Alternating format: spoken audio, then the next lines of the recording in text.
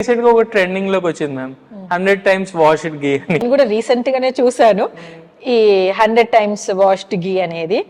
ఏం చేస్తున్నారు దాంట్లో అంటే చాలా సార్లు దాన్ని గ్రైండ్ చేస్తున్నారు, ఎక్సెస్ వాటర్ ని తీసేస్తున్నారు.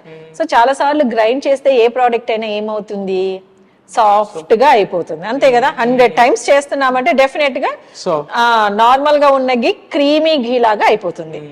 అండ్ యూజువల్ గా ఘీలో ఉన్నది ఫ్యాట్స్ కంటెంట్ ఎక్కువగా ఉంటుంది.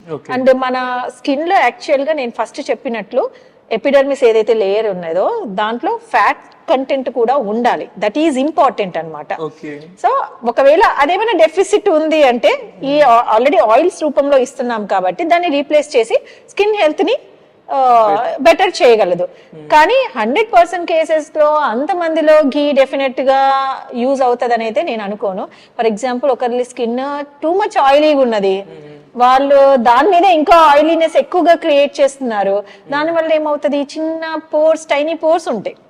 ఏదైతే స్వెట్ బయటికి రావాలో లేదు అంటే ఆయిల్ బయటికి రావాలో ఈ పోర్స్ అన్నిటిని కూడా ఎక్సెస్ మాయిశ్చరైజర్ ఉండి అలానే బ్లాక్ చేసేస్తుంది. దానివల్ల కొన్ని యాక్ని లాంటి ఇష్యూస్ ఇంకా ఎక్కువ అయ్యే ఛాన్స్ ఉంటుంది.